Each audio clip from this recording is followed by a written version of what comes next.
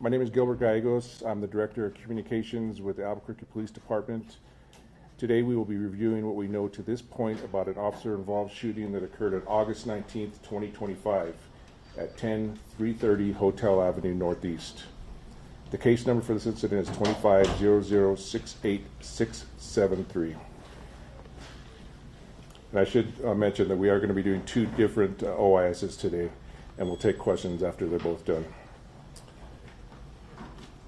In this incident, one officer discharged their duty-issued rifle. Officer Christopher Vaughn, who has been with the police department since March 2008. Officer Vaughn has not been involved in any prior officer-involved shootings. The woman who was shot in this incident is 53-year-old Leilani Nani Tripp. And this incident occurred in the Foothills Area Command. On August 19th, 2025 at 2:36 a.m., a woman called 911 from the Los Altos Lofts located at 10330 Hotel Avenue Northeast. The caller said Miss Tripp appeared to be having a mental health episode. They said Miss Tripp was knocking on doors in the apartment complex saying that everyone is being poisoned. The call was not immediately dispatched because there were no officers available at the time. You will now hear the 911 call audio for that call for service.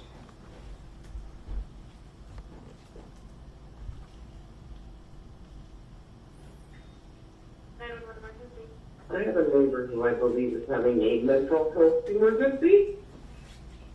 Okay, what's the address? 10330 Hotel Avenue Northeast. I'm in 214. My neighbor's in 215. Okay. She's banging on the door saying that we're all being poisoned.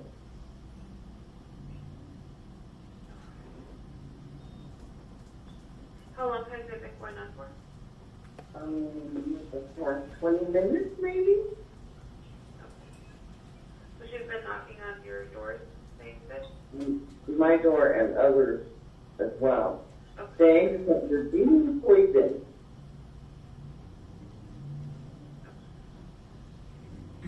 And she has had mental health issues before.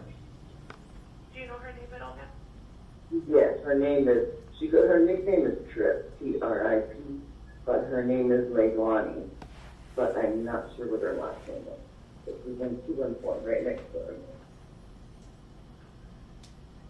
Let me just get a description of her. Is she white, black, Hispanic, Native American? She's actually Asian, but she kind of looks white. Okay. And about how old is she? 55-ish. And if I could just get a guess on her height and weight? Pardon me, I'm sorry. If I could just get a height, the approximate of her height and weight? She's little, so she's like 5'4", and really skinny, maybe 100 pounds. Dark hair.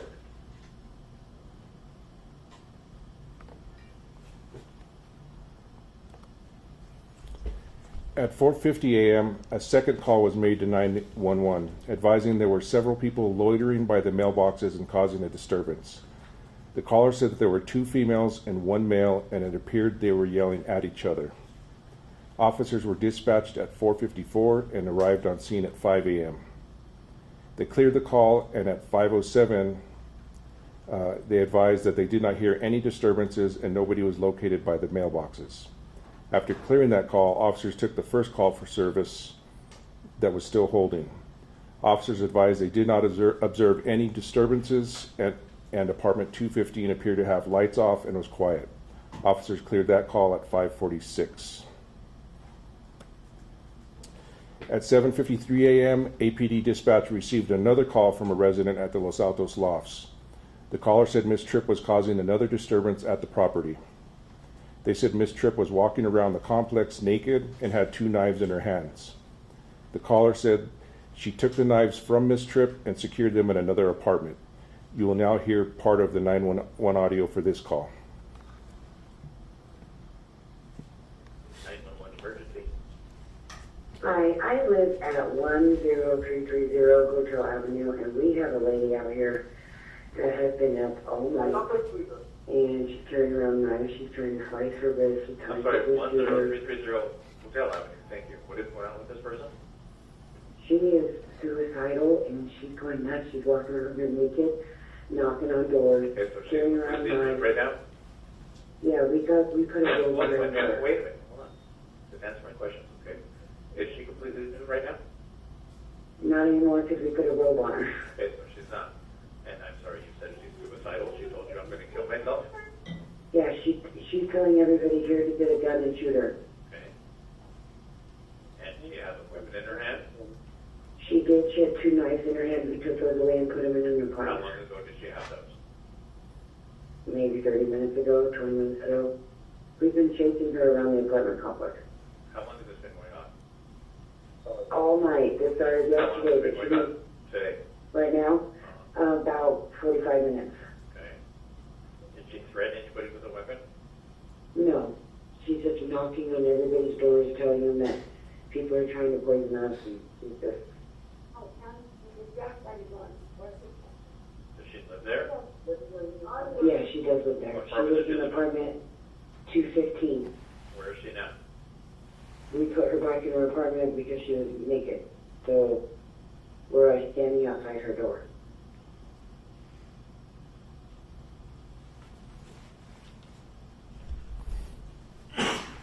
Officers were dispatched and arrived at the apartment at 8:31 a.m.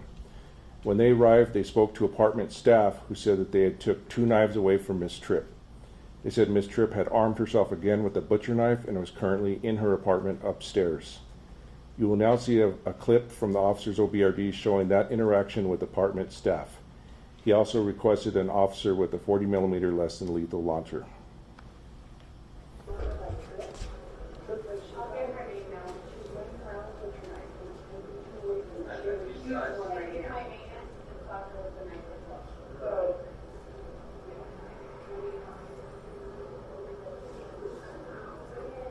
Yeah, about 23 feet.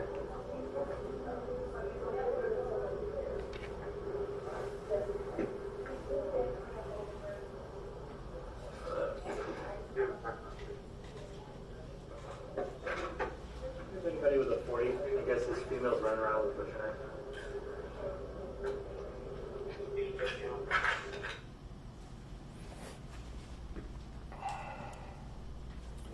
After learning Mrs. Tripp had armed herself with a butcher knife, the officer grabbed his duty-issued rifle from his marked patrol unit. He was then informed by the maintenance worker that Miss Tripp's apartment was upstairs. As the officer attempted to get a visual of the apartment from the parking lot, he observed Miss Tripp coming down the stairs and holding a knife. When Miss Tripp got to the ground floor, she accelerated toward the officer, closing about 1/3 of the distance in 3 seconds. She had the knife in her right hand raised near her head as she ran. The officer gave multiple commands for her to put the knife down. The officer then shot 1 round from his duty-issued rifle. I'm going to play that clip right now, but you'll see pretty quickly, it's hard to see her from the stairwell, but she'll be walking down and kind of appear at a distance.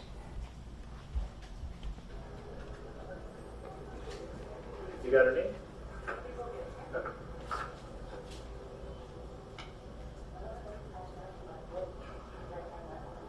She by her car? Is she like through here on the other side?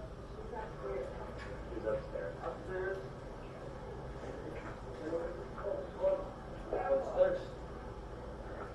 Hi.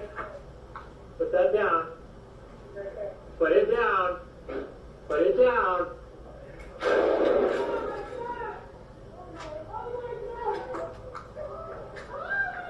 There, like 23 feet. Shots fired. You can start in 4355. Stage them on Hotel Circle. You know, down DSW.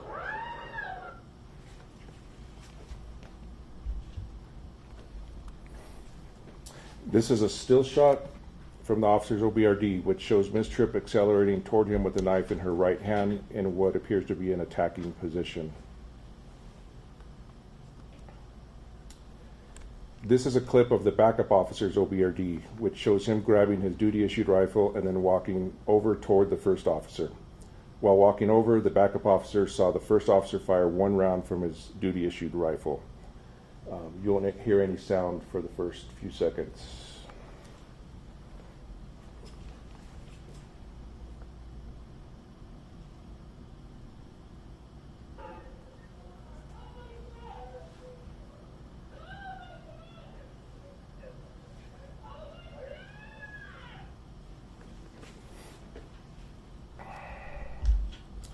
After firing his duty-issued rifle, the first officer and his backup officer approached Miss Tripp, placed her in handcuffs, and began rendering aid to her until medical personnel arrived on scene.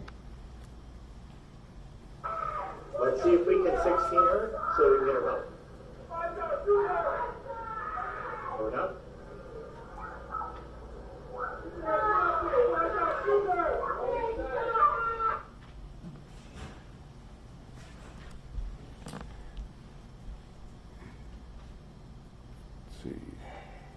This is a still shot of the knife that was near Miss Tripp as officers approached to take her into custody and render aid. You'll see that within the red box right there. And this is a photograph of the knife that was collected on scene. Miss Tripp sustained a single gunshot wound to the chest. Medical personnel arrived on scene and transported Miss Tripp to UNMH, where she succumbed to her injuries. Had Miss Tripp survived her injuries, she would have been charged with aggravated assault with a deadly weapon on a peace officer. Over the next several months, the multi-agency task force will continue to investigate and analyze this incident. Detectives will interview any new witnesses that come forward and complete any forensic tests at that point.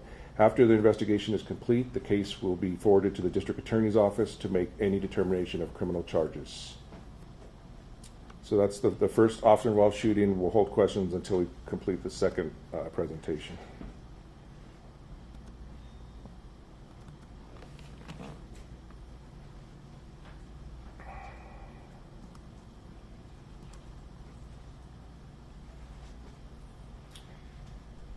And this was the 11th shooting right here of the year that occurred at 12213 Menaul Boulevard Northeast, and it happened on August 2nd, 2025.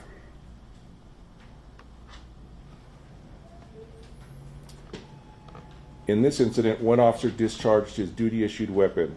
Officer Zachary Herbst, who had been at the Albuquerque Police Department since May 2014. Officer Herbst has been involved in 3 prior officer-involved shootings. The person who was fatally shot was 33-year-old Martin Hernandez Lopez. At the time of the incident, Mr. Lopez had an outstanding warrant out of Kansas. The warrant was for local extradition only, and the base charge was assault and battery. This incident also occurred in the Foothills Area Command. On August 2nd, 2025 at 2:08 p.m., Albuquerque Fire Rescue paramedics were dispatched to 12213 Menaul Boulevard Northeast. They are responding to a report of a traumatic injury. A woman said she fell and may have broke her wrist. You will now hear part of the initial AFR dispatch audio.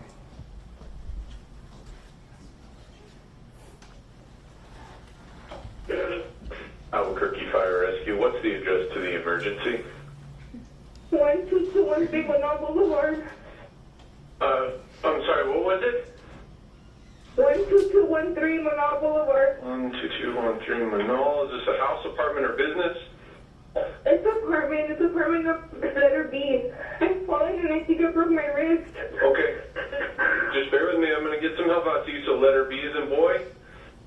Yes, please. Okay, what's the you said you fell and broke your wrist? Or how did that happen? Yes, I fell Okay. off of my chair and my wrist. I can't move it and it's a bit weird. You live alone? It's broken, so I can't move. No, I have my husband and my daughter. How old are you?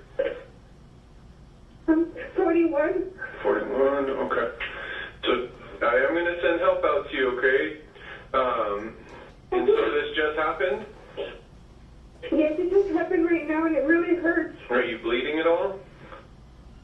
I don't know. I don't think there's a little bit of blood, but my wrist is really bad, weird, and it hurts so bad. Okay. Well, I'm going to send the paramedics out there now, okay? We'll be out there shortly. For splints, any injuries. Before the responders arrive, have someone put away your pets, gather your medications, unlock the door, flag us down. If you get worse before we get there, call us back. We're on the way, okay? All right, thank you. You're welcome. Bye.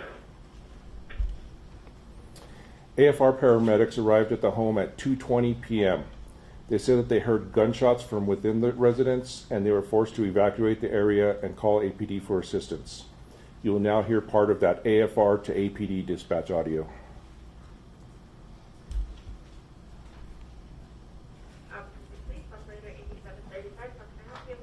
We've got hey, this is Bar next door.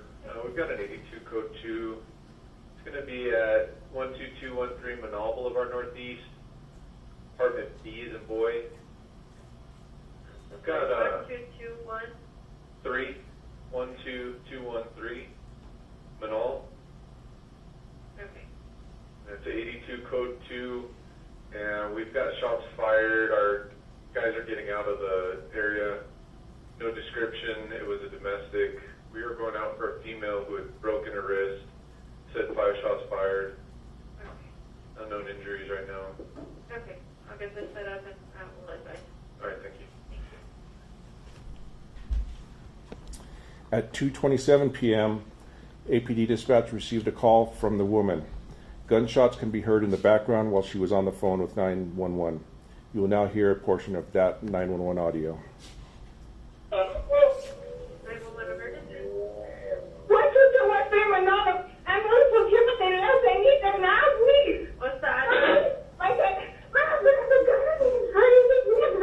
Ma'am, what's the address? 12213 Menaul. Stop! Stop it! Who is it? What's going on? This is someone. The ambulance was here and the fire truck, but they left me. They left me. I have a broken wrist and I'm in pain.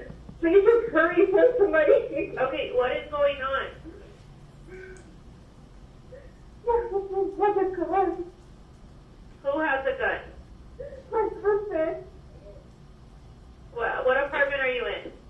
B. B is in boy? Yes. Please hurry.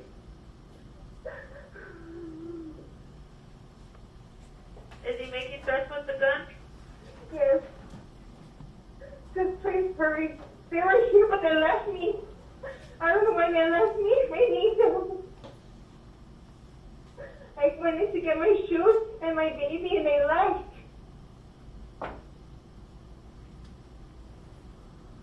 Okay, 12213 Menaul, right? 12213 Menaul, please hurry. Please hurry. I'm in pain. Where's your husband now? He's right here by the... Sorry, he's been shot. Please just hurry. Please hurry, please. Okay, we're on our way, okay? Just hurry. Fast.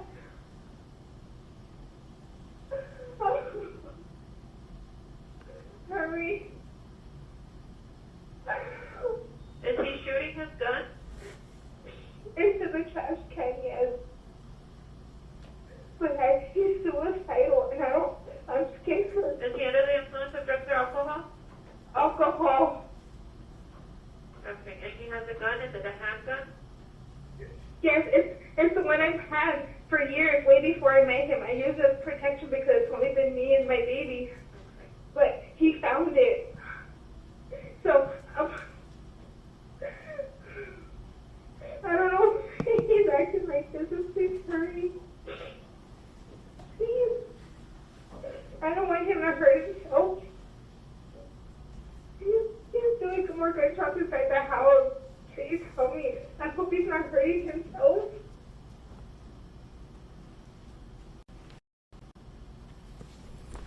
Officers arrived on scene at 2:32 p.m. and developed a force array.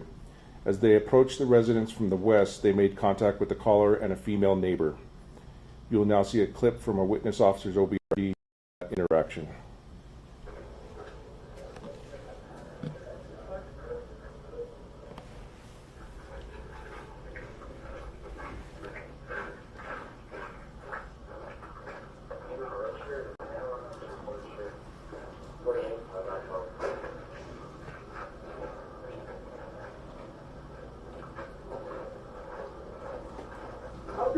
Calling Citizen Nielsen, said 220.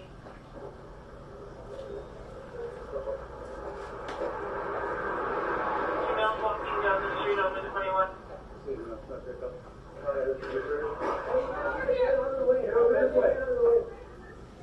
Move to the left. If I can get you guys up to Marine Park and Menaul and walk all westbound like the traffic. Step over here.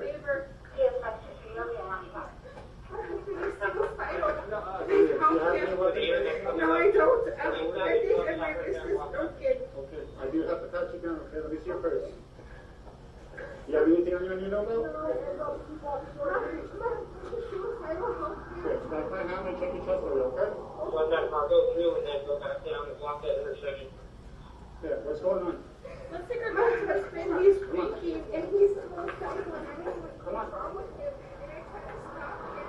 And he pushed me and I fell and I hit my wrist on his waist. And I think it's broken because it hurts really bad and I can't move it. And it's been weird. We'll get respirator for you. We're going to walk all the way down here, okay? Keep going. We gotta get you moving now. Let's go, okay?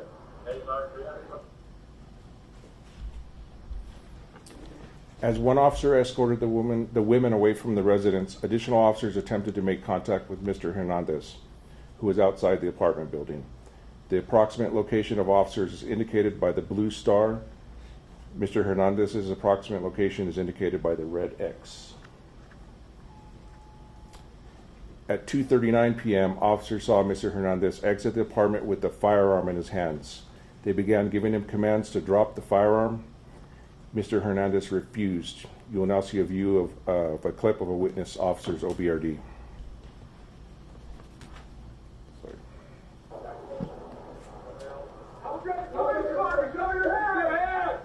Let me see your hand!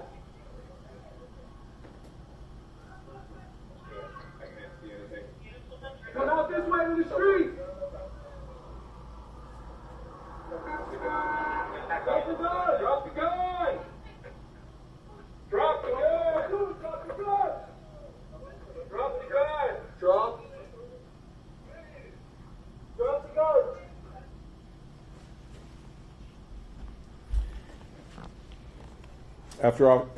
After escorting the two women away from the residence, officers began interviewing them. During the interview, the woman who called 911 said her eldest adult son had removed her baby prior to officers arriving on scene. This is a clip from his OBRD during that interaction. Okay, are there any weapons? Oh, please, no, not in my house. Okay, does he have any weapons? Yes, he found my handgun. You found your handgun? What kind of handgun is it? It's a 9. He has it in his hand. I just saw it. So, there's a black handgun. He is suicidal, so he wants them to hurt him. Please don't hurt him. That's what he wants. So, what started all this? You said you've been drinking. Yeah. You said that you're suicidal. Yes. And then what happened? So it started last night. I came home from work and he saw a little red mark right here where I scratched myself and he thought I was cheating on him. Then it was a hickey, which is not a hickey. Is that I just scratched myself. And then he was drinking since last night, so he completely lost it. And he got me all right here and right here. Where did you cause that? He was holding me down and holding my neck up and pointing at this and jabbing his finger because he was like, you're cheating on me, you're cheating on me. It's like, I'm not cheating on you, I scratched myself, but he thinks it's a hickey. Were you able to breathe when he was doing this? For a while, yes. For a while, so at one point Because he started covering my mouth so I wouldn't cry anymore because the baby was getting scared.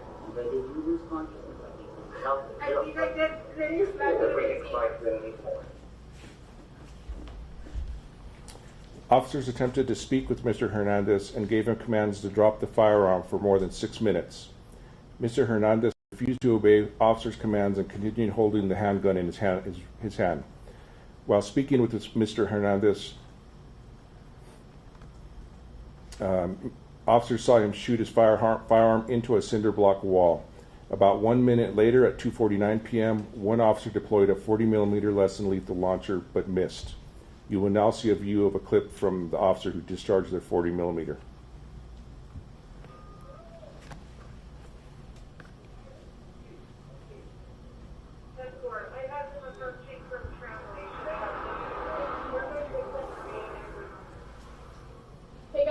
talk to you guys and I can start.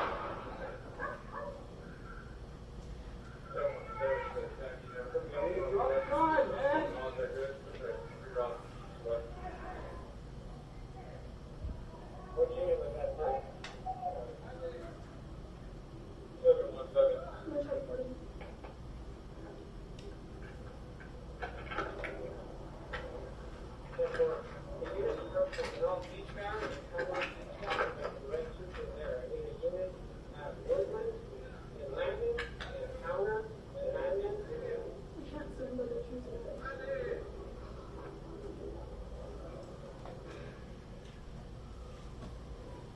I have kids going to Woodland and Lansing approaching from Tramway, coming from the east, there's headquarters on Between Landon and Ray Park, that's where the bigger hot dog. That's correct, they're gonna go north. 40. Way to Woodland and Lansing.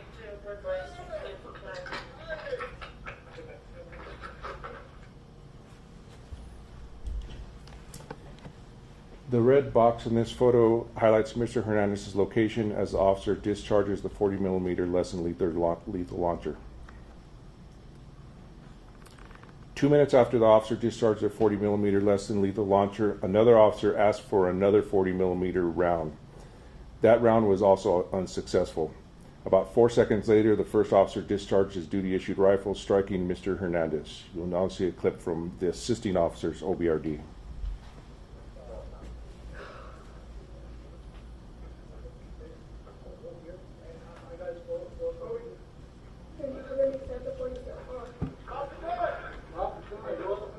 Go, me, I do.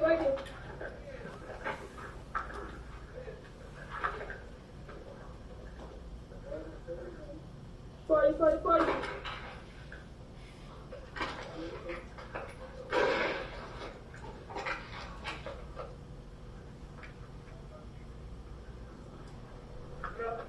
Transition to handgun.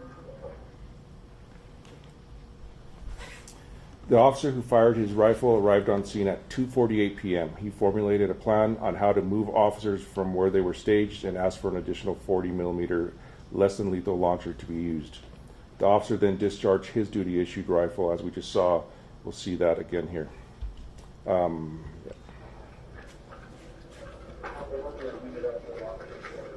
Hey, let's get some space. Let's get some space. Hold here.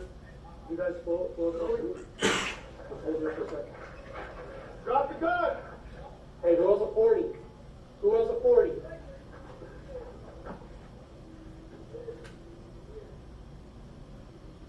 Go ahead and 40 him. 40 him again.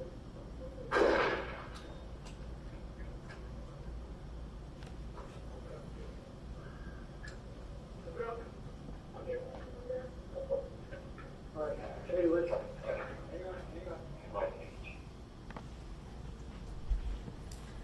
This is a clip from the officer's OBRD that has been slowed down.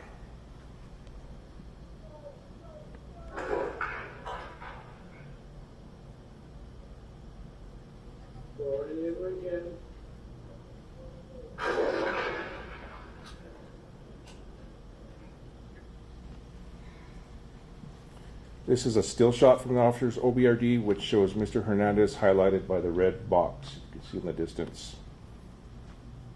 He had his gun raised in his right hand just before he was shot. This is a clip from a witness officer, which shows officers approach Mr. Hernandez and began rendering aid.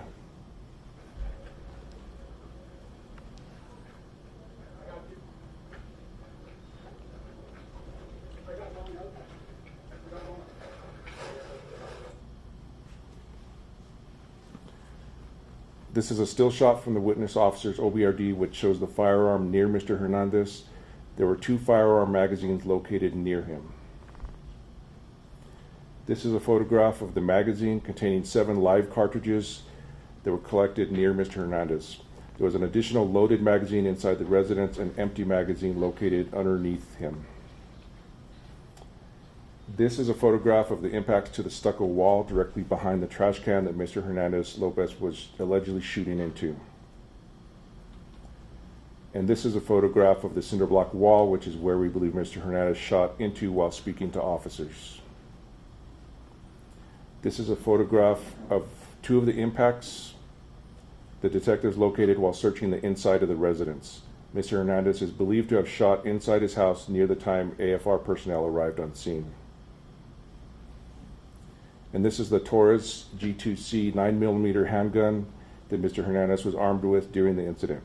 The firearm had one cartridge in the chamber and no magazine was inserted. The original purchaser of the firearm is Mr. Hernandez's wife. The firearm was purchased in March 2019 in Albuquerque. There were no NIBIN leads for this firearm. Mr. Hernandez sustained a single gunshot wound to the chest. Medical personnel rendered aid on scene, but he was pronounced deceased. He did have an injury to his face, which officers advised were due to him hitting himself in the head with the firearm. Had Mr. Hernandez survived, he would have been charged with felony domestic violence, ag assault with a deadly weapon, and child endangerment. And with that, we'll go ahead and take questions on both of the incidents. You want to say something first? Just real quick, I just want to start with, especially when you look at that first officer involved shooting, I just, want to re-emphasize something I've said over and over again. How many times are officers from the Albuquerque Police Department going to take somebody to a facility to get help for issues that they're going through mentally, and we have to deal with them again, and they don't get the services and the help they need? We really have to look how, as a community, we're going to invest in getting people the help that they need, so that we don't have reoccurrences with individuals, and sometimes they lead up to situations like we've had here today. This is the second one, I think, in the last 6 months where we've tried to get somebody to help. The first one being the one at the hotel, and now this one. And it is just something that I hope all the policymakers in Santa Fe are looking at and saying, we got to help the police save people's lives, number one. And number two, we got to do everything we can, because these situations are dangerous, and eventually we're going to get an officer injured or killed. Questions? Yes. On this previous shooting, we spoke with HSI, and they said they had a couple interactions with Mr. Hernandez. Did they talk to you, or did you talk to them after this incident? I don't have anything on HSI. They may have added to detective level. Do you guys have anything? No. I'll look up, though. I get along with their SAC well, so I'll get a hold of them. Thanks. Yes? Was there a 40mm round fired at Ms. Tripp? On the first shooting? Yes. No. One of the things that occurred in that one, and I didn't see the full presentation, but officers had the understanding that the knife had been taken away from her and that she was no longer armed, and they were in the process of requesting for additional resources with the 40 when everything unfolded so quickly. We'll go here and then we'll back. Are all officers involved still on administrative leave, or what's the status of them right now? They've returned to work. Gilbert knew that answer. Nick? On the Hotel Circle shooting, was there prior interactions with ACS to prevent it getting to this level? No. No prior actions with ACS, and very little criminal activity. It had to do a lot with mental health concerns. Had APD had any previous interaction with Ms. Tripp? Yes, I do believe there had been previous interactions. Of what my understanding was, we had worked on getting her transported to a mental health facility in the past. Yeah, from that same apartment. From that same apartment. And that's where I go back to how many times do we have to work to try to get people help? We got to make sure we get people help, and we don't just release them back into the community without helping them. We've had a couple of mental health involved situations, and you're calling on policymakers to do something. What is the preferred outcome in your eyes as to what they should be doing? We need to rebuild our mental health capacity for dealing with individuals. And it's not just with officer-involved shootings. I know that, it gets the spotlight now, but it's unfortunate. Our officers deal with this each and every day. And our officers are trying to balance compassion for the unhoused, but also meeting the needs of the community that are seeing quality of life issues and they want to address them. And I really, I support the governor that there has to be a way for us to force individuals into treatment and for us to get them the help they need.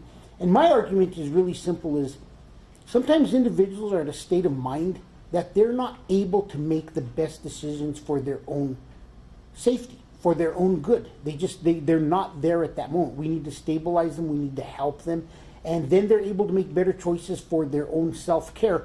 And I think that it's imperative that we look and see how we could start getting individuals into involuntary commitment when we recognize that the individual is a danger to themselves. So I'm hoping that our legislature and everybody could work in the next year with one another, and we could find a happy median where we could respect the rights of individuals, but at the same time have a process in place where we could assess somebody and maybe work with the mental health provider and give them our assessment that this individual seems unable to care for themselves, and maybe get to the point where we could force individuals into treatment. Right now we're very limited. They have to be a threat to themselves or others, and it's very vague, and it's not just the fact that they can't take care of themselves, and it doesn't include that they're not making decisions which is helping them get out of the situation that they're in. Any other questions? Well, thank you guys. Have a good Friday, and we'll see you next week for some press conference.